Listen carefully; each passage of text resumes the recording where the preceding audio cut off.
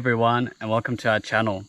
In today's video, we'll be sharing with you the calculations and considerations that we made when designing our fully off-grid Caravan solar system. To make the video easier to follow, we'll split it up into three parts. In the first section, we'll be sharing with you the process of how we estimated our electricity usage using an Excel spreadsheet before actually investing the money to build our solar system. After this, I'll provide you with a comprehensive tour of the solar setup that we ended up choosing and how the different components work together. Lastly, we'll share with you the data from our smart solar charge controller, outlining how much electricity we actually ended up using on a day-to-day basis and how this compared to our initial estimations. Now let's begin.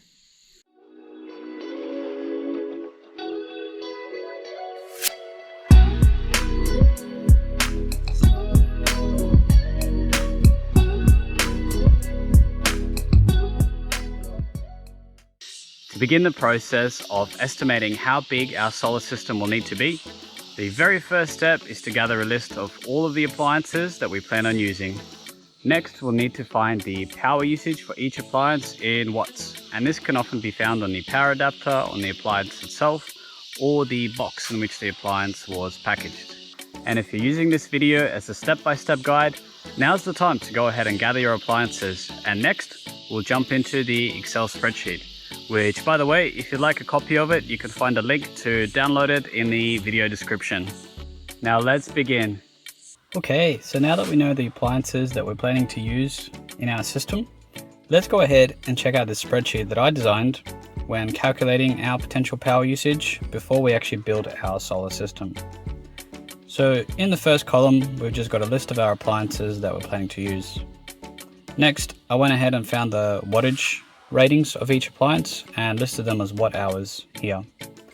And just as a quick side note before we move any further, we are using an inverter in our Caravan to convert the power from 12 volts in the deep cycle batteries to 240 volts, which in Australia is generally what's used in normal power points for normal appliances.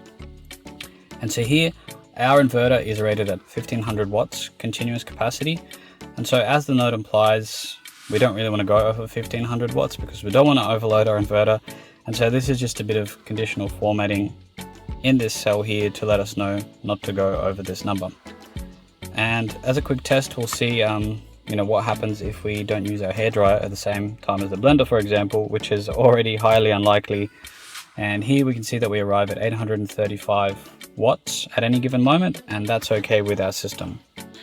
And just one more thing to mention here, and that's if you plan on using heavy duty appliances with a massive inverter, it's just worth checking your battery's maximum allowable discharge rate. And this can be found in the product data sheet, which as an example, we can go ahead and check out the product data sheet for the batteries that we used.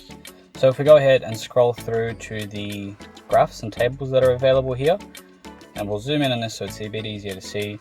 And here we've got the discharge characteristics. I know this spreadsheet has a lot of info, but we'll just cover this part to let you know how to determine how much current can flow through your battery safely. And so when it says here 2C, 1C, 0.6C and so on, it's 1 times the capacity of the battery, 0.6 times the capacity of the battery, and so on and so on. So from this discharge characteristics table, we can see that we can actually discharge these batteries at 2 times their capacity, as the manufacturer suggests, safely. However, they'll only last us 10 minutes if we do so.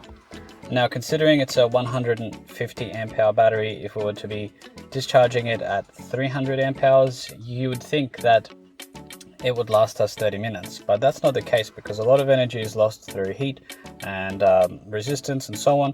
So we only get 10 minutes. And if we take 150 amp hours consistently out of the battery, it's only going to last us 30 minutes instead of the 1 hour that you'd expect. And so you can see that the ideal kind of usage of these batteries is more so within these points here of, that's actually meant to say 0.1 the charge rate or 0.05 the charge rate. And so that's why it's really handy to have multiple batteries, because then the current is divided by 3 and you can ensure that your batteries stay nice and healthy as you're using them. And so now moving on, I listed the quantity of each appliance and also the hours per day that each appliance operates. And here with the refrigerators, it's important to note that your fridge doesn't generally run for 24 hours a day as it's plugged in, because the compressor only operates about a quarter of the time. So as the refrigerator cools, the compressor switches off and the temperature gauge waits until the temperature rises to a certain point where the compressor turns on again. So as a general rule, I take it that every fridge in our caravan will operate for about 1/4 of the time per day, which 24 hours of the day divided by 4 hours is 6 hours. Now moving on to how we calculated the hours used for the blender, I just used 5 minutes divided by 60 minutes as a fraction, and that's an overestimate because really I don't ever want to run out of power and take our batteries to zero capacity, so all of this is a little bit of an overestimate just to give us the worst case scenario situation so that we can ensure that we always have enough power for our system. Now moving on to the watt hours per day, this is really as simple as just multiplying the 3 previous columns to arrive at the figures that we have here. Now we can see that our system will approximately use about 1800 watt hours per day if we use all of these appliances. And now the thing about watt hours is that most deep cycle batteries you see at the store, they're not really advertised in terms of the watt hours of their capacity. So unless you want to consider the batteries and calculate the watt hours from the amp hours that they provide, I went ahead and summarized everything as amp hours per day, just so that I can see our usage in amps and I can easily compare all of the batteries in the market to see what's right for us. And so here we have 1800 watt hours or 150 amp hours. And the way we calculate amp hours from watt hours is using the power equation, which I'll reveal the other part of the screen. The power equation is watts divided by volts equals amps, and this is just a simple power equation from physics, and it can also be rearranged to watts equals volts times amps. So here, for the amp hours per day, we divided 960 watts by 12 volts. And in case you're wondering, why do we use 12 volts even though we operate a 240 volt system with our inverter? Well, this is because the source of our electricity, the battery bank, is actually going to be 12 volts. So if we're taking 1 amp at 240 volts, that's actually going to be 20 amps coming out of our battery. Because in the step-up process from 12 volts to 240 volts, there is a difference of a factor of 20. So 1 amp at 240 volts is actually 20 amps flowing out of our batteries. And so now moving on to the total amp hours per day that we'll be using, this number is 150. And funny enough, as an interesting coincidence, I didn't plan this scenario, but we already had in our caravan 150 amp hours of batteries. And that was just one big deep cycle 12 volt AGM battery. Which is cool, except for the fact that when you have deep cycle batteries, it's generally not recommended to discharge them below the 50% point. And in case you're not sure how to gauge your battery's charge level, this is done by the voltage. So it can be done with a voltmeter, or most charge controllers will show you the voltage of your batteries. So for deep cycle batteries, generally 12.6 and above volts corresponds to 100% capacity, and so on and so on and so on as the table implies. And I know some people will say that with good quality AGM batteries, you can take them below 50%, which maybe you can. But in our case, I just wanted to ensure that our batteries last the longest amount of time possible. So when designing the system, I really wanted to ensure that we're never going to go below the 50% point. And this is even on overcast days, which you'll see with how we designed the actual solar array. And so now I've revealed a few details ahead of time, but basically, if you're at the point where you're trying to pick the battery bank size for yourself, you can see that if you're using, as an example, 150 amp hours, you'd want to go at least double the amount of this as a factor of safety so that you never go below 50% capacity. And in our case, and based on the amount of room that we had under our lounge storage, and based on the amount of weight that I thought the caravan could comfortably carry as an extra addition, we could fit 3 batteries, and so we ended up with 450 amp hours of battery storage in our lounge. And now putting these figures together, we can see that 150 amp hours is exactly a third of our battery bank. And so I went ahead and added this column in to calculate the percentages, which is basically just the watt hours per day divided by the total capacity of the watt hours of the battery. Or you can also do the amp hours per day divided by the total amp hours available. And when we formatted this column as a percentage, we got this neat little column here. So now, moving on, the thing I wanted to know is how many days of zero sunlight can we handle before we're at 50% capacity? And here is another couple of cells here with a formula of just 50% divided by 33%, which gave us 1.5 days. And now, of course, on a rainy day, we're probably not going to use a hairdryer because we're saving power, and we're not going to be building stuff, so we won't be charging our power tools. And so that takes us to 2 days if we use our system semi-conservatively. And that's a figure that I was happy with, considering we were always planning to have a lot of solar panels, because solar panels are a lot cheaper than batteries, and also a lot safer because they're lighter. They don't have any chemicals in them. We can just leave them on the roof and account for any inefficiencies that we encounter with a surplus of solar panels.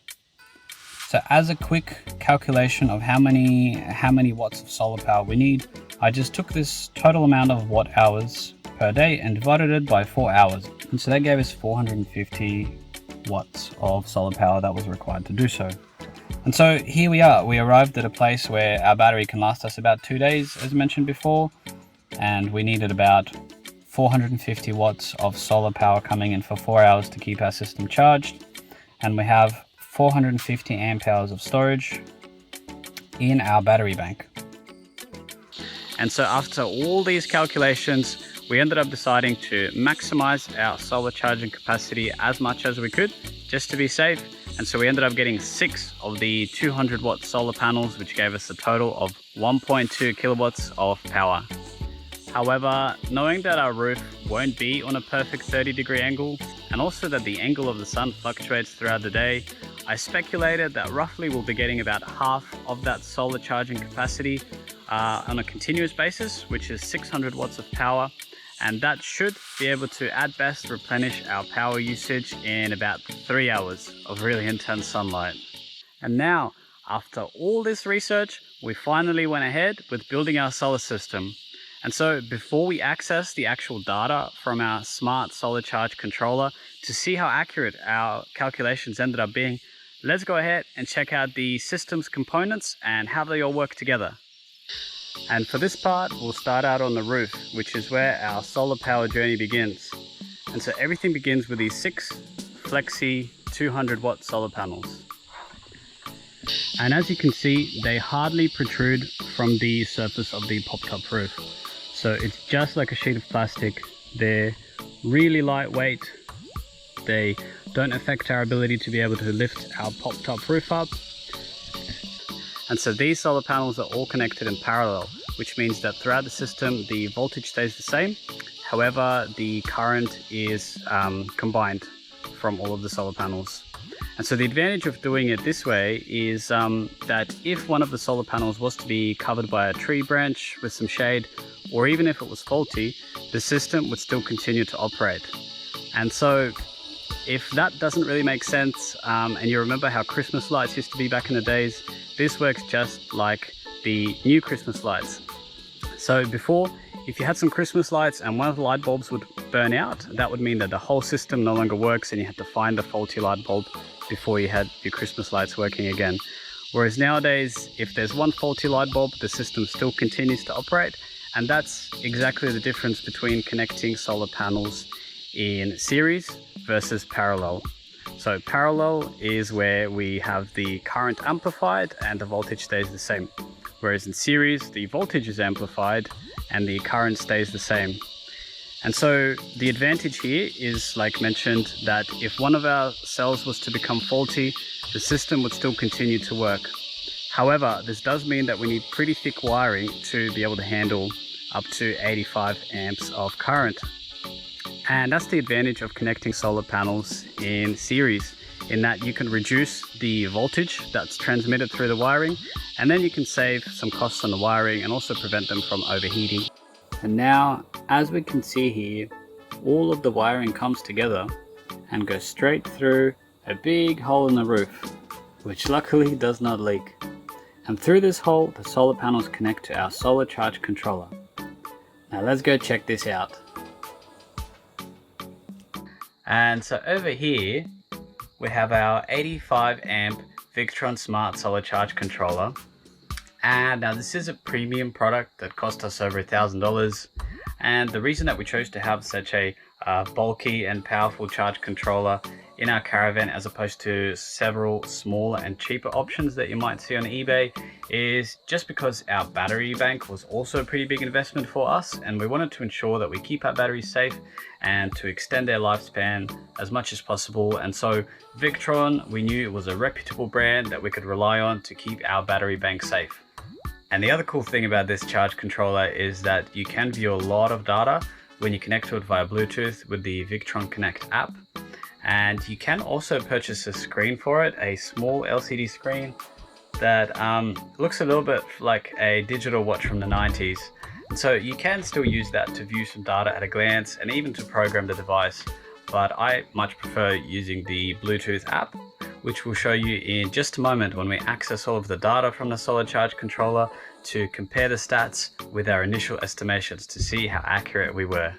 And next, within this L-shaped lounge, we have our three 150 amp hour AGM deep cycle batteries, giving us a total of 450 amp hours of power storage in our battery bank. However, as mentioned previously, because we don't really ever want to go below 50% capacity, this is more like 225 amp hours of storage under normal circumstances, which is still a lot and more than enough for our purposes. And it's also good to know that we have that extra 225 amp hours if we wanted to go below 50% capacity, if we really needed it. And for anyone currently designing their own solar system, I would also recommend looking into lithium deep cycle batteries if you want to take your system to the next level. And this is because lithium deep cycle batteries use a newer technology, and so they weigh less and they can be discharged to a much lower percentage. This means you can have a much smaller power bank. And that's not all of the advantages. The thing about lithium batteries is they can last up to 5 times longer because they're designed to handle a lot more charge and discharge cycles than AGM batteries. So if you're looking to invest a bit more money and have a system that lasts a really long time, then lithium batteries are the way to go. And over here in our other lounge, aside from being an awesome place to relax, is also where our 1500 watt Xantrex inverter is located. And now for anybody new to the world of solar power, an inverter is what converts the 12 volt DC energy in our batteries to 240 volt AC energy that's required to power most standard household appliances. And the model of inverter that we have here is the DR1512E, and the cool thing about this inverter is that it also doubles up as a battery charger. So that means that if we didn't get enough solar power, or if we're storing the Caravan undercover, we can still keep our batteries topped up just by connecting the system to 240 volt mains power or even a generator to recharge. Another really cool thing about this Caravan is that it already came fitted with 9 240 volt power points. This really is a luxury that makes living off grid not all that bad. Even though we can be situated literally in the middle of nowhere, all alone in the woods, being able to charge our laptop while watching a movie in bed makes me wonder why we didn't leave the city sooner. And this brings us to the end of our solar system tour. Now, next up, let's jump into the Victron Connect app to see the stats from our smart solar charge controller to reveal how much electricity we actually ended up using on a day-to-day basis and how this compared to our initial estimations. Now, welcome to the Victron Connect app. Here you'll see our smart solar charge controller pop up, and once that loads we can go ahead and click on it to access the data. And in this first screen you can basically see how much charge is coming in at any given moment. So right now we've got about 110 watts coming in at 17 volts and we're getting 6.5 amps. And then in the second section there you can see that it's actually stepped down to 13.2 volts and the current is stepped up to almost 8 amps.